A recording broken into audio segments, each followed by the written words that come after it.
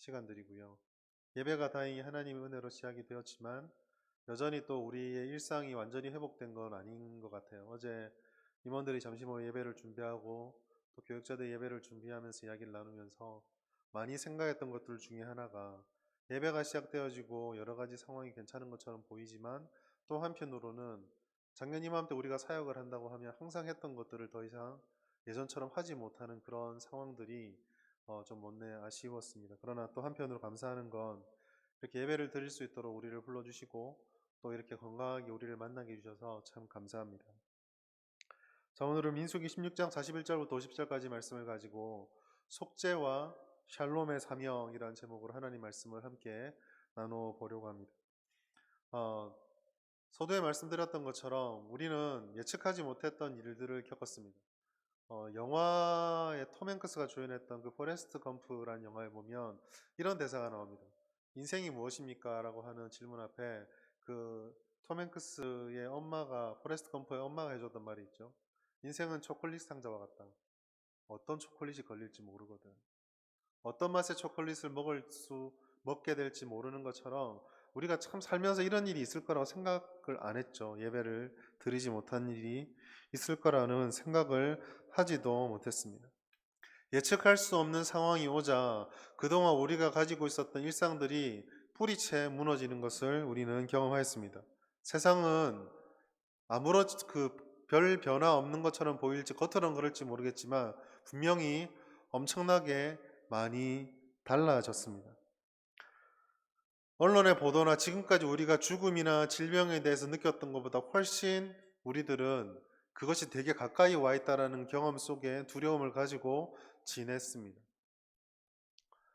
특히나 우리는 대구에 살면서 전국 그 어디 다른 지역하고도 비교할 수 없는 어마어마한 그 질병의 증가 추세를 경험을 했기 때문에 훨씬 더 강할지도 모르겠습니다. 예. 그렇게 말 안 듣는 여러분도 마스크 죽어라 끼고 있잖아요, 지금.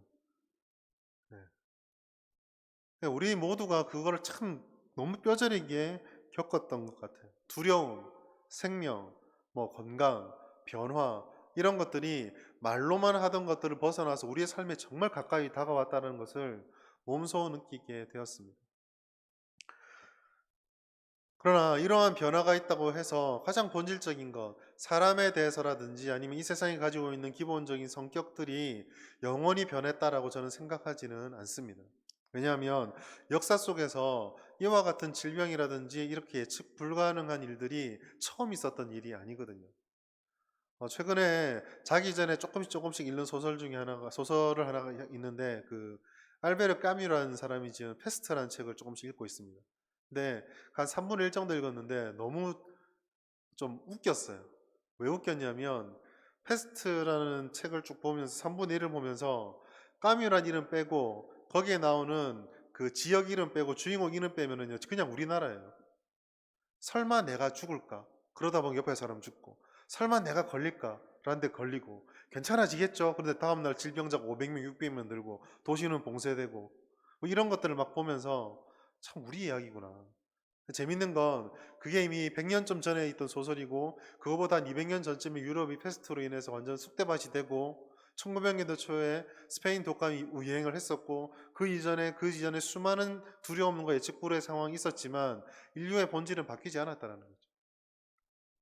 우리를 조심하게 만들고 충격 속에 빠지게 만들었지만 그것은 또한 우리들 가운데 변화되는 것과 함께 여전히 변하지 않는 어떤 절망들을 보여주게 될 것입니다.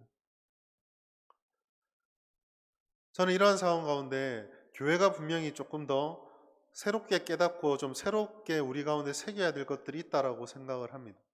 상황이 많이 변했기 때문에 특히나 이 여러 가지 상황들 속에서 교회가 겪었던 그 변화는 그 교회를 다니지 않는 사람들, 신앙을 가지지 않는 사람들이 생각하는 것보다 훨씬 더 크고 강력했기 때문입니다. 모든 사람들이 신앙생활을 한다라고 하면 당연히 해야 된다고 생각했던 것들이 다 멈춰졌어요. 다 멈춰지고 나니까 이것도 못하고 저것도 못하고 하다 보니까 무엇은 반드시 해야 될까를 고민하게 됐습니다. 잘 아시겠지만 우리 성명교회도 모든 것들이 목장 모임도 어른들 같은 경우도 전도도 목자들 리더 모임도 다 정지됐지만 그래도 어떤 형태로라도 이끌어가야 되고 붙잡아야 되겠다고 생각했던 것이 뭐였죠? 예배와 기도였거든요. 영상을 사용하고 연락을 드리고 문자를 드리고 어떻게든 예배의 자리로 함께 예배할 수 있고 함께 기도할 수 있는 것들을 계속 고민을 했었습니다. 저는 오늘 본문을 통해서 이와 같이 급변하고 많은 것이 변화된 세상 속에서 우리가 가지고 있어야 될 사명, 우리가 붙잡아야 될 것이 과연 무엇인가? 예배 재개라든지 일상으로 돌아가는 것보다 훨씬 중요한 우리의 본질적인 모습이 무엇이 되어야 될지를 이 말씀을 통해서 좀 살펴보려고 합니다. 오늘 우리가 읽었던 이 본문의 16장 말씀은 16장 1절부터 전체 50절까지 말씀은 이스라엘 사람들이 저질렀던 반역이 핵심 주제입니다. 그리고 그 반역의 성격은 권위에 대한 불순종이었습니다. 레위 지파인 고라, 그리고 르우벤 지파인 다단, 아비람, 그리고 온이라는 사람이 함께 무리를 지어서 모세와 아론의 권위에 도전을 하였습니다. 그리고 이 도전에 250여 명이나 되는 그 리더들이, 소위 유리식으로 말하면 리더들이 동조를 하였습니다. 위험이 도사리는 광야 아닙니까? 어디서 어떻게 적이 올지도 모르고 그 광야는 내가 처음 가보는 길이기 때문에 어떤 일이 펼쳐질지를 모릅니다. 그래서 똘똘 뭉치고 사람들이 한마음이 되어야 되는데 그런 상황 가운데 이스라엘 사람들에게 반역의 기운이 싹트고 특별히 그 반역이 모세와 아론이라는 지도자를 향했다는 것은 결코 가벼운 문제가 아니죠. 이 사람들의 핵심적인 주장은 이것입니다. 왜 모세와 아론만 이렇게 강력한 권위를 가지고 강력한 능력을 가져야 하느냐? 우리도 레위 지파고 우리도 지도자들인데 누가 너희들에게만 그런 권리를 주었느냐? 우리도 그런 걸 가질 수 있다. 우리도 그만한 자격과 그만한 능력을 가지고 있고 할 수 있는 사람들이다. 라고 하는 이야기를 하였습니다. 어떻게 보면 민주적인 제도 속에 살아가는 우리들에게 있어서 이와 같은 권력의 분배라든지 사람들이 서로 공평하게 무엇인가를 향유한다라는 건 당연한 것처럼 이해될 수 있고 뭐 그럴 수도 있지라고 생각될 수도 있습니다. 그들은 하나님이 틀렸다. 하나님의 권세와 권위가 잘못되었다라고 말한 것이 아니었어요. 하나님은 옳은데 뉘앙스로 따지자면 왜 그걸 모세와 아론 너희만 다 가지고 있느냐? 그것이 핵심 논쟁이었습니다. 겉으로 드러나는 모습이었어요. 어떻게 보면 되게 타당하게 보입니다. 설득력이 있어 보이죠. 그러나 이것은요, 치명적인 약점을 가지고 있는 반역입니다. 어떤 점에서 치명적이냐면 모세와 아론에게 집중되어 있는 것만 같은 그 권위, 그 사명의 성격과 그 뜻을 제대로 이해하지 못하고 바라보았다는 약점이 있습니다. 먼저 이 사람들은 모세와 아론이 가지고 있는 직분의 정확한 성격을 알지 못했습니다. 이 사람들이 바라볼 때 모세가 가지고 있고 아론이 가지고 있는 직분은요, 권세와 권위와 명예와 권력이었습니다. 봉사라든지 성님이라든지 하나님 위해서 사명을 감당하고 그 사명 감당의 무게를 짊어져야 된다는 그러한 개념, 또 하나님께서 어떻게 그것들을 모세와 아론에게 부어주시고 뜻을 이루어 가시는지를 바라본 것이 아니라 그저 철저하게 인간적인 눈으로 권력을 바라보고 권세를 바라봤던 거예요. 그 증거가 뭐냐면요, 이 사람들이 모세와 아론을 대적할 때에 자신들 각자의 이야기로 하는 게 아니라 회중들과 여호와의 총회를 들먹이고 나옵니다.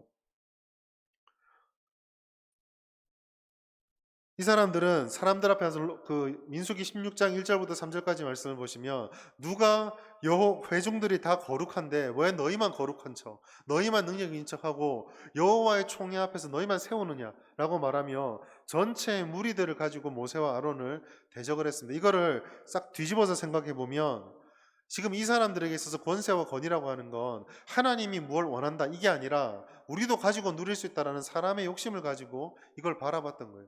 우리도 거룩하다라고 우리 입장을, 사람의 입장을 가지고 이야기를 한 것입니다. 그런데 우리가 이스라엘 역사를 잘 살펴보시면 이 사람들의 이런 이야기가 굉장히 교만하다는 것을 알 수 있습니다. 왜냐하면 출애굽기 33장 3절 말씀 때문입니다. 우리 자막을 한번 보실까요? 출애굽기 33장 3절 같이 한번 읽어보겠습니다. 시작.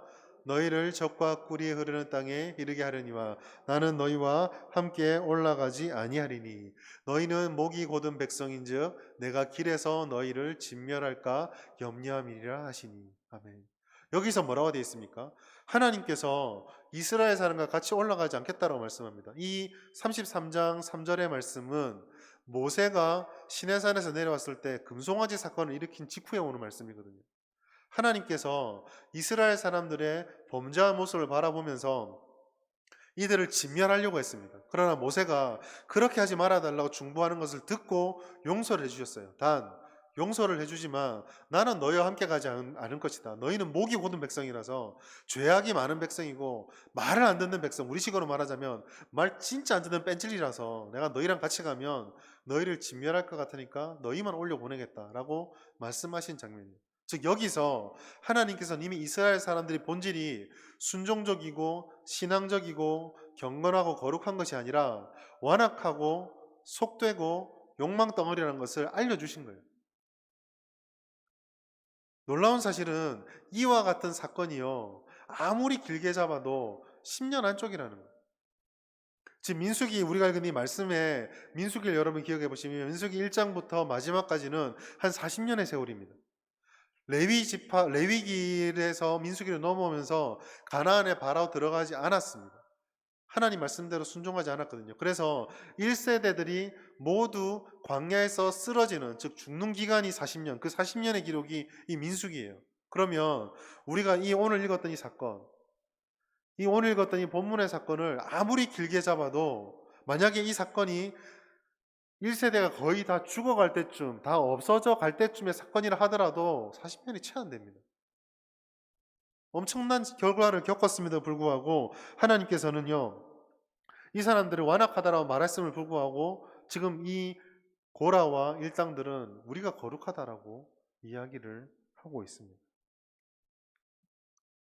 왜냐하면 우리가 거룩하다고 해야지만 모세를 향한, 모세가 가지고 있는 것들이 결코 그것이 합당하지 않다라는 것을 증명할 수 있는 것이 되기 때문이거든요. 자기의 욕심과 자기의 욕망이 감춰질 수 있기 때문입니다.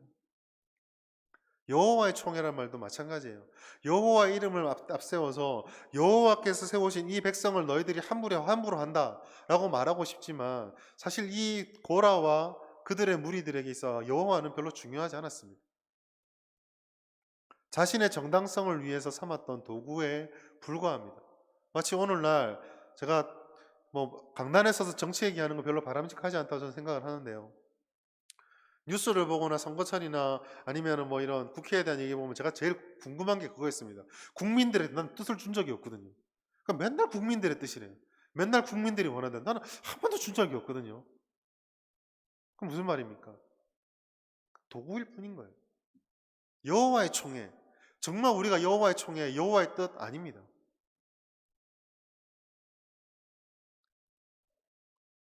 이들은요, 하나님을 전혀 알지 못했기 때문에 하나님을 따르고 싶은 마음도 제대로 가지지 못했을 뿐더러 그 하나님이 세우신 모세와 아론과 그 권세도 제대로 이해할 수가 없었습니다. 성경 여러분, 바로 이것이 세상과 보통의 사람들이 가지고 있는 본질적인 특징, 인간의 전형적인 모습입니다. 대부분의 사람들에게 있어서 모든 것은 수단에 불과합니다. 내가 원하는 것, 내가 생각하는 것, 내가 뜻하는 것들을 이루기 위한 도구로서 많은 것들을 바라보고 있습니다. 심지어 신앙조차도 많은 사람들이 하나님조차도 이처럼 도구로 생각을 할 때가 있습니다. 이러한 생각들은 어쩔 수 없이 영적인 것, 본질적인 것, 특별히 하나님에 대해서 왜곡되고 비틀어진 이해, 잘못된 오해를 가질 수밖에 없게 되는 것이죠. 그리고 이 비틀어짐에 빈틈을 타고 항상 드러나는 것은 자기 자신입니다. 성경은 이것을 자의적인 숭배, 즉 우상 숭배라고 말하고 있습니다. 골로새서 2장 22절 하반절부터 23절까지 말씀입니다. 같이 한번 읽겠습니다. 시작. 사람의 명령과 가르침을 따르느냐? 이런 것들은 자의적 숭배와 겸손과 몸을 괴롭게 하는 데는 지혜 있는 모양이나 오직 육체 따르는 것을 금하는 데는 조금도 유익이 없느니라. 아멘. 사도 바울은 이와 같은 인간이 가지고 있는 종교적이다라는 껍데기를 가지고 그 포장지로 둘러싸여져 있는 우상 숭배와 욕망을 정확하게 간파하고 있었습니다.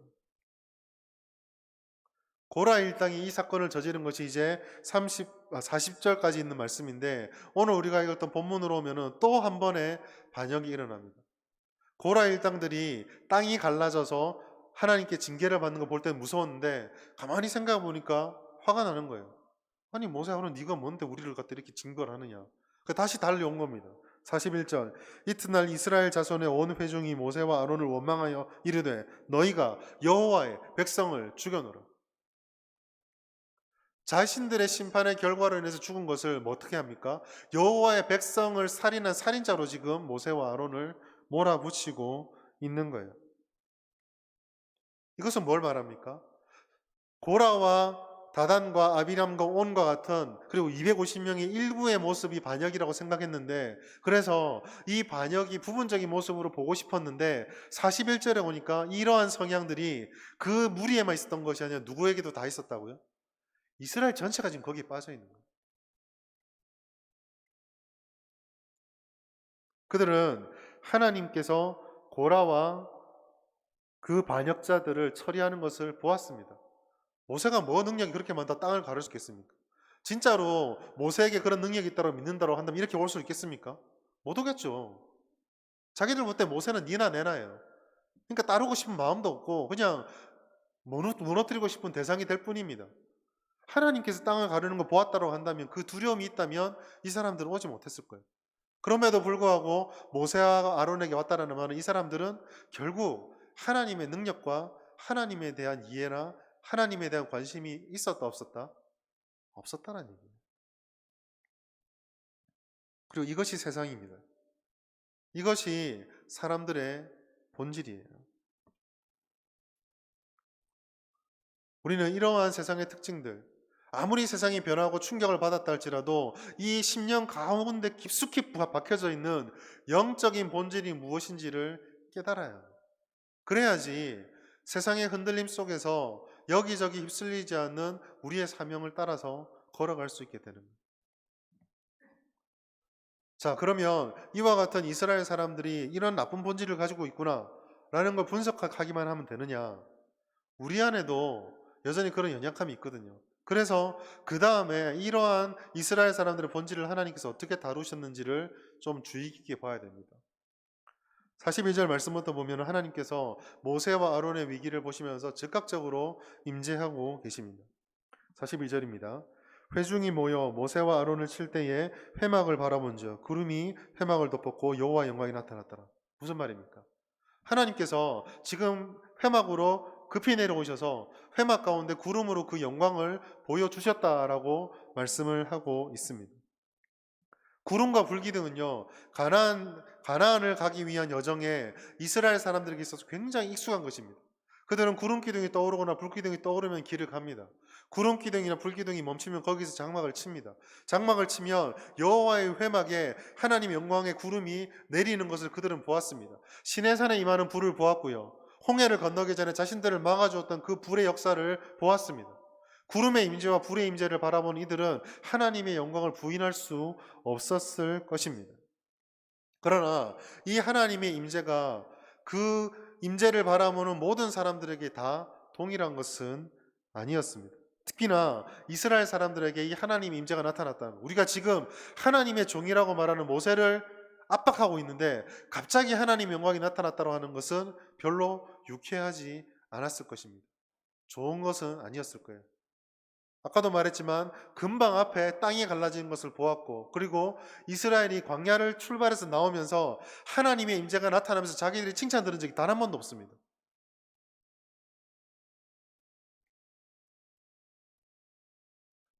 여호와께서 이렇게 임재로 나타나신 이유는 자명하죠. 하나입니다. 이스라엘 사람들의 죄를 심판하시기 위해서였습니다. 그들이 하나님을 향해서 어떻게 대적하는지와 하나님의 세우신 일꾼을 급박하는 것이 얼마나 악한 행위인지, 그 마음, 그 행동 뒤에 숨어 있는 하나님에 대한 무지와 불신과 반항이 얼마나 악한 것인지 하나님께 잘 아시고 분노하시면서 내려오신 것입니다. 이러한 즉각적인 인재가 우리에게 주는 중요한 사실이 있습니다. 오늘날 많은 사람들이 하나님을 잘 믿지 않고 하나님의 공의와 다스리심도 인정하지 않고 생각하지 않습니다. 믿지 않고 생각하지 않기 때문에 하나님이 마치 안 계시는 것처럼 살아가고 하나님을 무기력한 존재라고 생각하며 하나님을 불필요하다라고 생각을 합니다. 심지어 교회를 다닌다는 사람들조차도 그냥 교회만 올 뿐 일상의 삶 속에서 행동 하나하나 할 때마다 하나님 앞에 조심하고 하나님께서 무엇을 기뻐하실지 고민하지 않으며 그저 내가 원하는 삶을 그대로 유지하기를 살아갑니다. 하나님께서 이 삶을 인정해 주시면 내게 좋은 하나님이지만 그렇지 않게 내게 다가올 때는 뭔가 좀 거리를 두고 멀게 만들고 싶은 그런 마음을 가지고 있습니다. 세상의 모든 질서는 사람의 몫이라고 생각하고 심지어 예수를 믿는 사람들조차도 우리 인생의 도움으로서 주님은 좋으나 우리 인생의 주도권까지는 좀 부담스럽습니다라는 마음을 가지고 있습니다. 그러나 하나님께서는요, 결코 무능력한 분이 아니시거든요. 우리가 이런 생각을 가질 때 오늘 본문의 말씀이 우리에게 좀 죄송스러운 말이지만 두려움으로 다가와야 합니다. 하나님은 좋은 친구이시고 하나님 우리에게 좋은 것을 주시는 아버지이시지만 그렇지만 우리들에게 적절한 하나님을 향한 경외와 두려움이 사라져서는 안 됩니다. 하나님께서는요, 불의 앞에 무능력한 분이 아닙니다. 하나님께서는요, 악을 어떻게 할 수 없어서 발만 동동 구르는 그런 무기력한 존재가 아니십니다. 은혜하심 속에 하나님의 시간표 속에서 우리가 허용하심의 혜택을 보고는 있지만 그것이 우리들의 죄악과 이 세상의 죄악들 앞에서 하나님 아무것도 못한다라는 증명이 되지는 않습니다. 비록 부분적이지만 우리가 이 땅을 살아가면서 저런 악이 왜 처벌을 받지 않는가를 보는 것만큼 역시 나쁘니까 악하니까 벌을 받는구나도 얼마든지 보고 있습니다. 단편적으로 말하고 싶지 않지만 이해를 돕기 위해서 신천지 예를 좀 들겠습니다. 제가 여러분 나이쯤이었던 것 같아요. 20대 중반 때부터. 그때부터 교회에서 신천지들 때문에 피해들이 나타나기 시작했습니다. 신대원을 다니면서 신대원 들어가는 신학 공부를 시작하고 사역을 시작한 이후로 단 한 해도 신천지에 대한 경각심과 고민 때문에 교육자 회의가 열리지 않았던 적이 단 한 번도 없었습니다. 그러나 아무리 우리가 그 정체를 까발리고 토론회를 하고 신학적으로 가르치고 하더라도 정말 컨트롤이 안 됐었어요. 그런 기도도 좀 했습니다. 하나님, 이 이단들이 어떻게 이렇게 조절이 되지 않습니까? 십몇 년 동안 고민하고 기도하고 해도 진척이 안 보였는데 2달 만에 박살이 났습니다. 저 이걸 보면서 교회들이 진짜 아무것도 안 했거든요. 신고도 안 하고 고발도 안 하고 아무것도 안 했습니다. 그런데 가만히 있는데 저것들 못 믿겠다 더 조사하고 못 믿겠다 더 조사하고 못 믿겠다 더 조사하고 신고한테 또 이걸 계속하고 지금도 하고 있거든요. 이게 어떻게 결론 내릴지 모르겠지만 제가 그걸 보면서 하나님은 악을 허용해 주시지만 그렇다고 악 앞에 무기력한 분은 아니시구나. 그걸 정말 절실하게 깨달았습니다.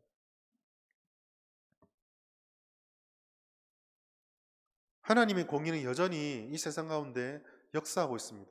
사랑하는 청년 여러분, 여러분의 마음속에 성경을 읽을 때나 기도할 때나 아니면 어떤 행동을 할 때에 여러분 양심에 하나님 말씀이 선포되어질 때에 어떤 떨림이 있는지를 주의 깊게 보십시오. 세상의 죄악 속에 같이 휩쓸려 가려고 할 때 하나님의 음성이 나타나 여러분의 심령을 자극하고 여러분의 양심을 건드릴 때 그걸 주의롭게 보십시오. 그러면 하나님이 악에 대해서 무관심하거나 세상에 대해 무기력하지 않다라는 것을 정말로 확실히 알게 될 것입니다. 이스라엘은 하나님의 주대심 앞에 정면으로 도전을 하였습니다. 그리고 하나님께서는 모세와 아론을 보호하심과 동시에 이것을 심판하시기 위하여 즉각적으로 이 땅으로 내려오셨습니다. 물론 하나님은 은혜의 하나님이십니다. 그러나 은혜의 하나님을 고백하는 우리들에게 가장 합리적이고 상식적인 것, 우리에게 호의를 베푼 사람들 앞에서 가장 합리적이고 가장 올바른 행동은 그 베풀어준 호의에 감사하고 그 호의를 베풀어준 사람과 함께 잘 지내는 것이지, 제가 나에게 잘해주는구나, 좀 더 뽑아내야지 는 아닐 겁니다. 쟤는 언제든지 내게 잘해주니까 함부로 막 대해도 돼, 더 아닐 거예요. 상식입니다. 그럼 사람들은 어떻습니까? 하나님은 선하시구나, 막대해야지. 하나님은 사랑이라며, 무시해야지.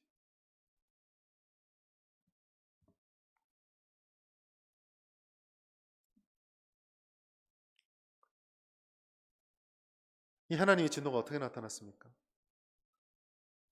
오늘 본문의 말씀 보시면 연병이 일어났다라고 말하고 있습니다. 민수기 16장 46절 보면 이렇게 말하고 있습니다.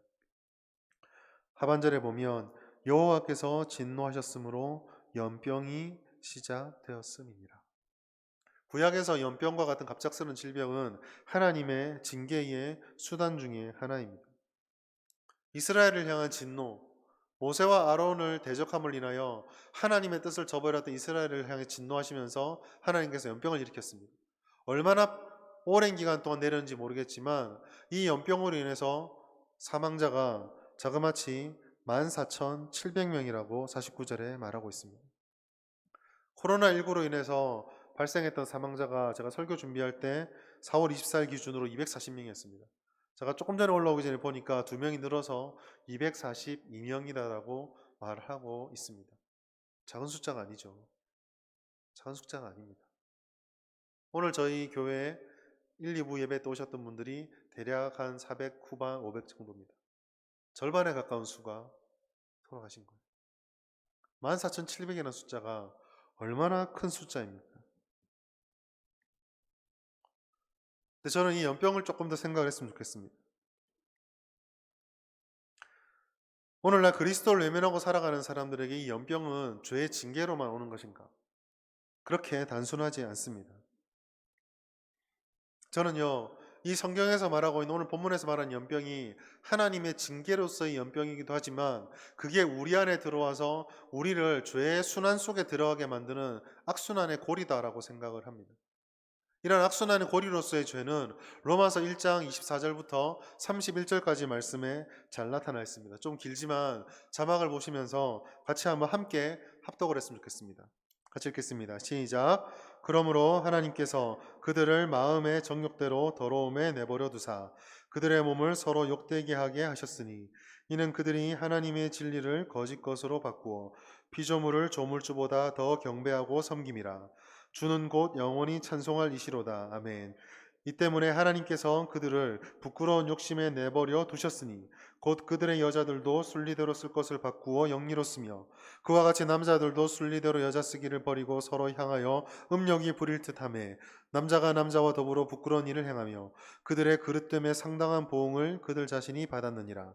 또한 그들이 마음에 하나님 두기를 싫어하며 하나님께서 그들을 그 상실한 마음대로 내버려 두사 합당하지 못한 일을 하게 하셨으니 곧 모든 불의, 추악, 탐욕, 악의가 가득한 자요 시기, 살인, 분쟁, 사기, 악독이 가득한 자요 수근수근하는 자요 비방하는 자요 하나님께서 미워하시는 자요 능욕하는 자요 교만한 자요 자랑하는 자요 악을 도모하는 자요 부모를 거역하는 자요 우매한 자요 배약하는 자요 무정한 자요 무자비한 자라. 길게 쭉 말씀을 드렸지만 이 말씀을 잘 보시면은요 이러한 사실 한 가지를 알 수 있습니다. 인간은요 죄를 지어서 하나님을 떠났고 하나님과의 관계가 깨어졌습니다. 그런데 하나님께서는 그렇게 하나님을 떠나서 죄 가운데 살아가는 사람들에게 은혜를 베풀어 주시다가 그 죄 가운데 오늘 본문 말씀 보면 그대로 내버려 두셨다. 방치하셨다라고 말씀을 하십니다. 그러자 그들은 하나님이 나의 인생을 붙잡고 나를 마음대로 하는 게 아니라 내가 원하는 대로 살면 내가 이렇게 안 살고 더 잘 살 거라고 생각하고 뛰쳐나갔는데 로마서 1장 말씀의 핵심이 무엇입니까? 그들이 죄의 사슬과 절망의 사슬에서 벗어나는 게 아니라 훨씬 더 그 속에 매여가지고 빠져나오지 못하는 구렁텅이로 들어간다라고 말하고 있습니다. 첫 번째는 인간관계에 가장 가까운 남녀관계부터 시작한 죄악들이 관계를 파괴시키는 죄의 파장처럼 계속 쫙 흘러가고 있습니다. 음률로 보자면 1장 24절에는 좀 말이 설명이 길잖아요. 문장 단위로 하다 나중에 어떻습니까? 이런 식으로 급박하게 계속 늘어가는 죄의 모습들이 악순환으로 계속 돌아가고 있습니다. 죄로 인해서 하나님과의 관계가 깨어진 인간이 그 죄를 추구하며 하나님으로부터 자유를 꿈꾸고 탈출하였으나 그렇게 탈출한 사람들의 삶은 그 죄의 모습이 원인이 되어서 더 깊은 죄 속으로 더 깊은 죄의 열매로 결론지어지게 되는 것입니다. 최악은 무엇입니까? 가장 최악은 이 고리가 사람들의 힘으로 끊을 수가 없다라는 거예요.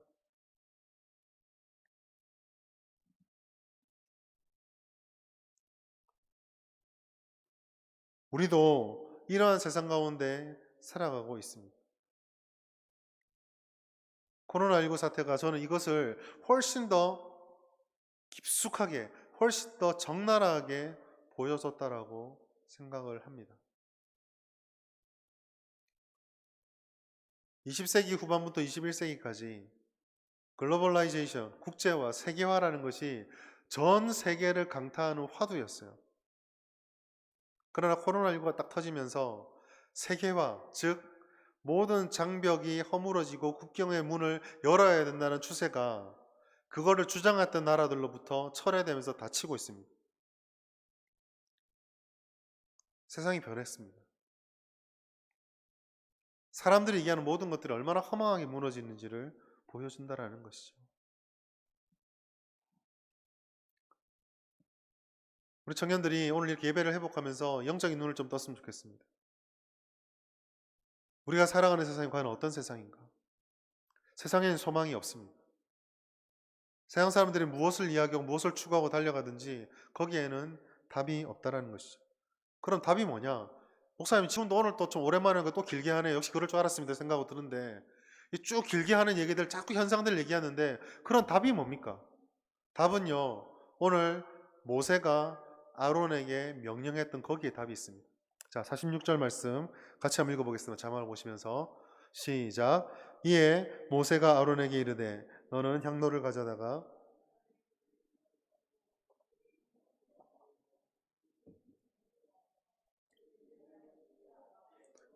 진노하셨으므로 연병이 시작되었음이니라. 아멘. 모세가 아론에게 뭐라고 말합니까? 향로를 들고 그 안에 불을 담고 향을 피워 백성들에게 가라 했습니다. 오늘 여기에 우리의 사명이 있습니다. 16장에 보면 향로가 두 번 나옵니다. 하나는요, 다단과 그 고라와 그 무리들이 모세와 붙었을 때에 하나님께서 향로를 들고 나서 누구의 향로가 진짜 하나님의 지지를 받는지를 보자고 하였습니다. 그런데 그때 하나님을 대적했던 사람들의 향로에서 불이 나와 그 대적자를 다 태워버렸어요. 이때 이 향로는요, 죽음의 향로였습니다. 그 향로를 들고 있었던 사람들은 모두 죽었습니다. 그런데 오늘 여기 모세가 아론에게 들고 가라는 향로는 다릅니다. 이 향로의 불은요, 죽이는 향로가 아니고 살리는 향로가 되었습니다. 아론의 향로가 나아갔을 때 연병이 그쳤고 죽은 자들의 죽음이 멈춰 섰습니다. 이것이 주는 교훈이 있습니다. 첫 번째로 같은 향로지만 세상도 향로를 가질 수 있을지 모르나 그 향로는요, 사람을 살리지 못한다는 거예요. 진짜 향로가 아니다라는 것입니다. 인간의 본질에 대해서, 삶의 의미에 대해서, 만족에 대해서 세상도 어느 정도 우리에게 줄 수 있다라고 이야기를 하고 또 심지어 주기도 합니다. 10년 단위, 20년 단위 끊어보면은 나름대로 만족하는 삶을 살며 굳이 신앙생활 저렇게 하고 하나님에 대해 생각할 필요가 있나? 라고 생각할 정도로 세상 사람도 잘 살아갈 수 있습니다. 그러나 향로가 어떻습니까? 그 안에 있는 단계에 있는 향들이 피어나고 불이 붙여지고 따뜻함을 어느 정도 주기 때문에 괜찮다라고 생각할지 모르겠지만 끝에는 결국 어떻습니까? 그 세상의 향로는 불이 나와서 우리를 불태워버립니다.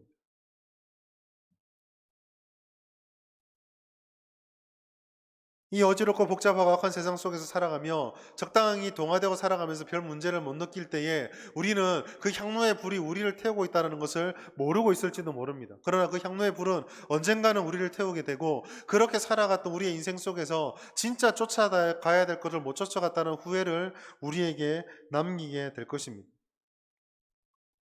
여러분이 들고 있는 향로, 여러분이 추구하고 붙잡고 있는 것이 정말 생명의 향로인지를 한번 돌아보십시오.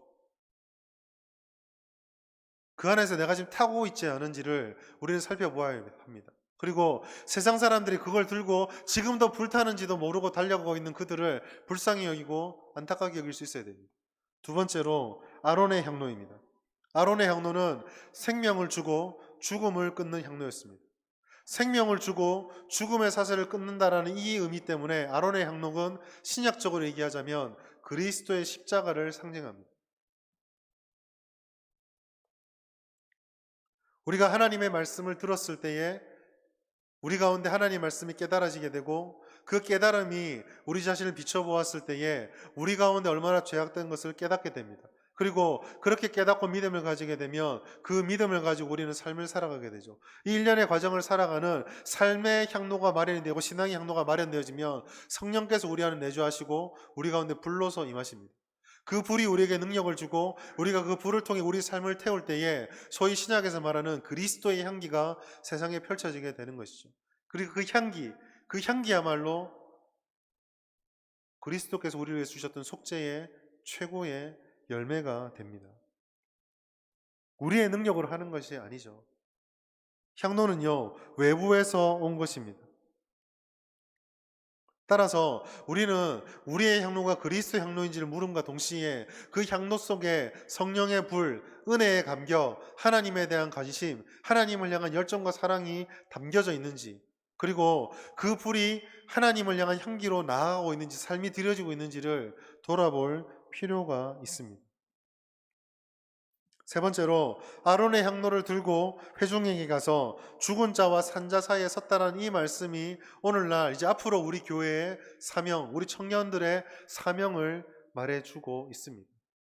향로를 든 아론이 그냥 그저 서 있던 것이 아니라 성경은 콕 집어서 죽은 자와 산 자 사이에 섰음을 말씀해주고 있습니다. 48절 말씀입니다.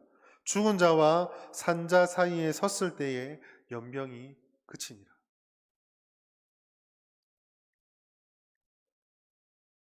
우리의 사명이 무엇입니까? 우리가 살아가는 곳이 어디입니까?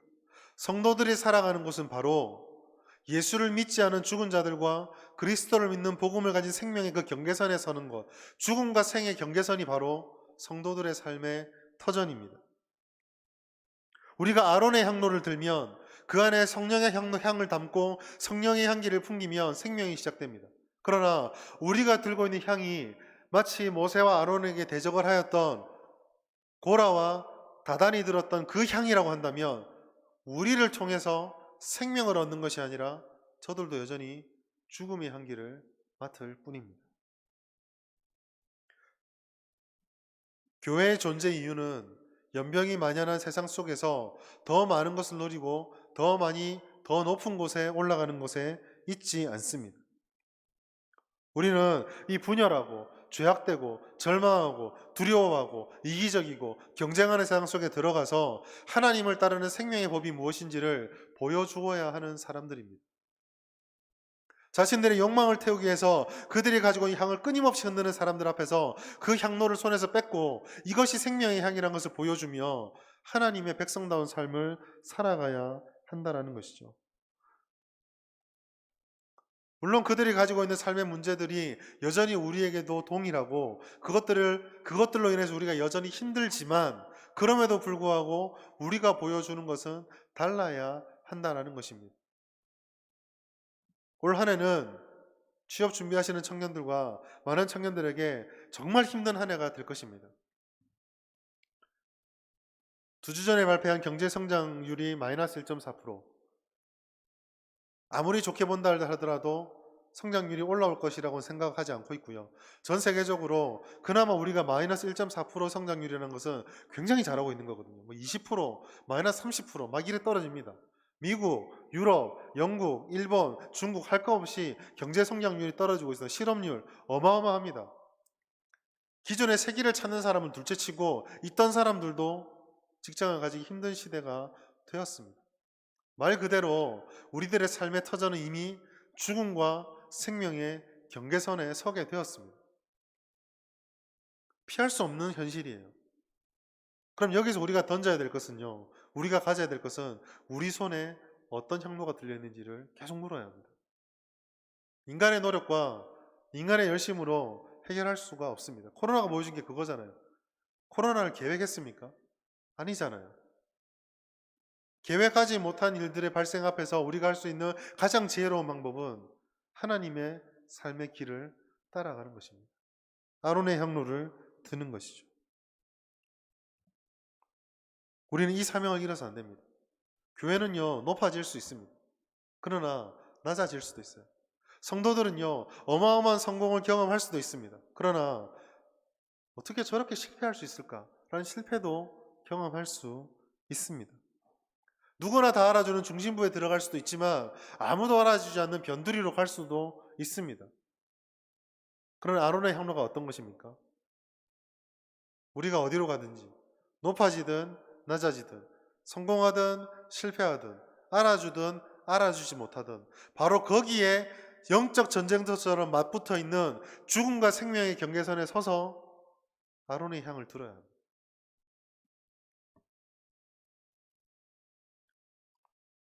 이것이 오늘 말씀을 마무리하면서 여러분에게 처음 전해주었던 설교 제목입니다. 교회의 사명이 무엇입니까? 교회의 사명, 우리의 사명은 속죄와 샬롬의 선포자들입니다. 생명을 전하는 구원의 복음을 증거하고 그 구원의 복음대로 살아가는 삶의 모습을 보여주고 죽음과 삶의 경계선에서 어디로 가야 될지 몰라 방황하고 있는 이들에게 진정한 샬롬의 삶을 보여주며 진정한 샬롬의 길을 드러내고 나타내야 하는 것이죠.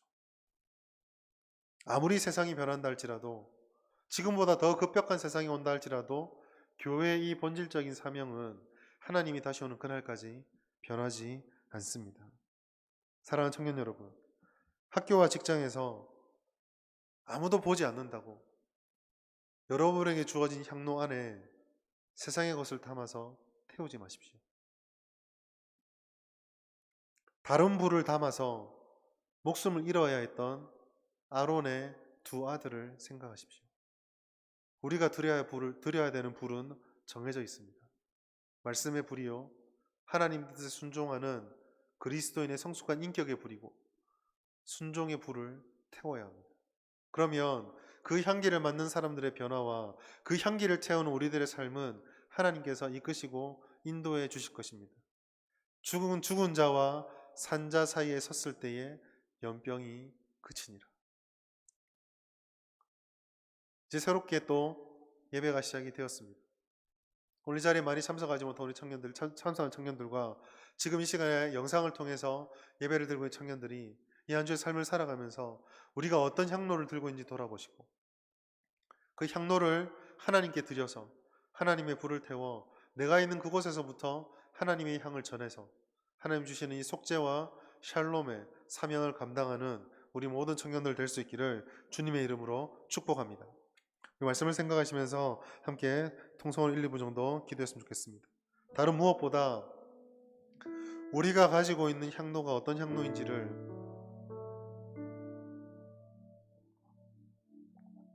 돌아보았으면 좋겠습니다.